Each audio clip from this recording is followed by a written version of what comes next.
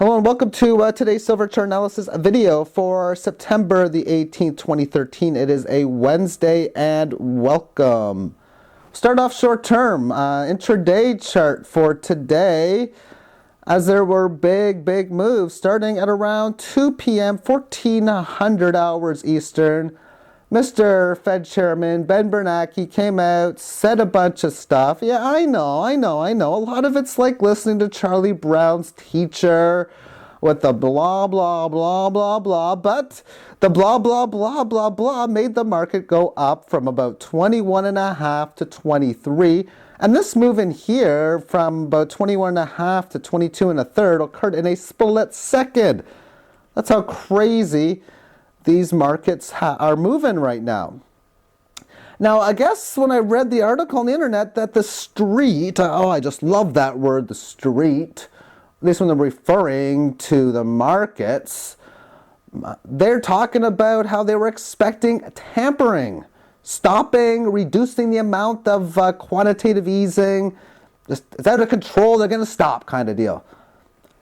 And that's interesting because there might be days where maybe an alcoholic who drinks every single day wakes up one morning with the everyday routine the same, yet again saying, I'm going to tamper the alcohol. I'm not going to touch it today. And you believe that's going to be the case? Well, you know what? I would believe the alcoholic more, as this economic model of fiat debt-based currency requires the addition of all of these loans and all this extra fiat currency added to the market, and knowing how it's created, knowing debt's 100% guaranteed, thus the inflation of the money supply, which has been going on rampant for so long, will continue to do so. Okay, that's it for the really short-term charts. Now let's go to the daily charts, which is still pretty short term as well. Outside day today. The low seen today, lows not seen since back in August, and highs not seen in a little over a week. And there's been previous outside days on this chart as well. There's this one here, which eventually led to the down move. There's an outside day here, which eventually got this thing going, as well as this outside day moving to this move higher. So now we'll see what this one in here today does. And now we got, hey, is this going to be the failed breakout? Because if this is, meaning thus this rally would be a failure, that is going to be very deadly. Of course, not figuratively, but that would be deadly in the sense of how far and fast this can go to the downside. On the contrary, is this move below the 18 average and below this Fibonacci retracement going to be that failed move?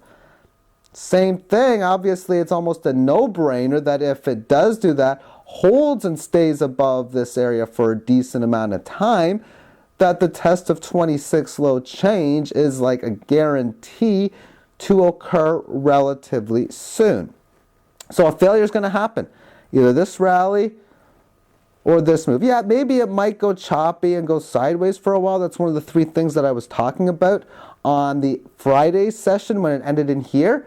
And what I was stating there was, okay, we broke down below this significant Fibonacci retracement, 38.2%.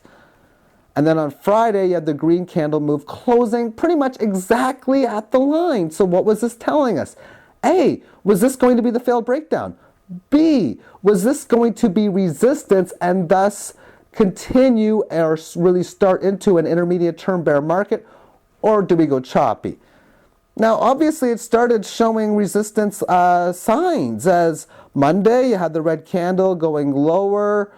In today's session, both in the earlier part of the day and last night, breaking down by the support level, showing, okay, wait a second, it looks as if maybe, just maybe, we might be heading down to this 28.59 level. But no. And it's also not uncommon, before you have the big moves, in an example of going higher, that you make a new lower low before up moves. Just like before down moves, it's common to make higher highs just beforehand.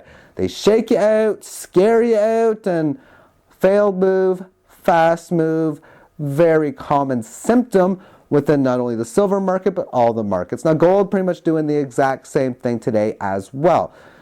There is also a symmetrical triangle, which we can draw in here. We can draw in the original support level. You could, something like that, connecting the most parts. I was talking before about this failed move on the line last time that caused the move higher. So there's support at a resistance line. There we have it.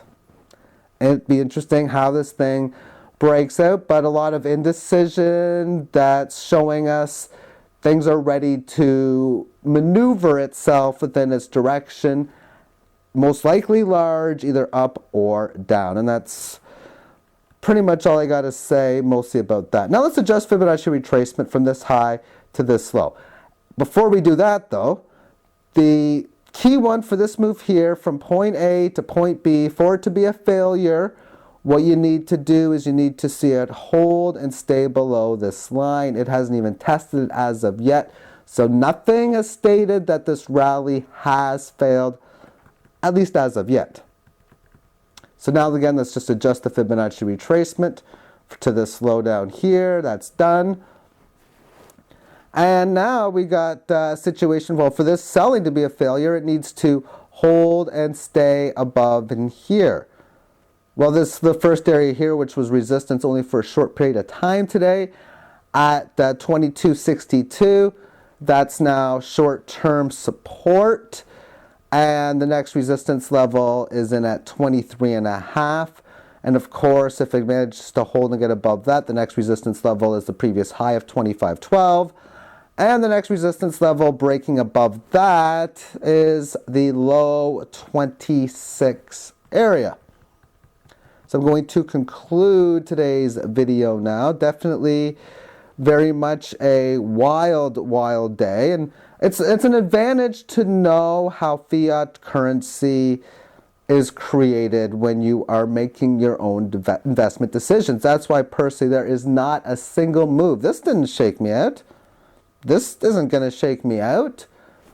But it appears that's what they're trying to do with some people, a lot of speculators, before this thing really gets going for the most part.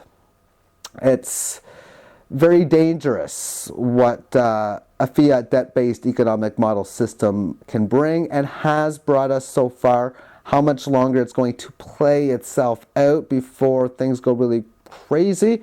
See, that's the part I don't know. A week, a month, a year, a decade, but it's going to happen. Okay, thank you for tuning in and take care. Bye-bye.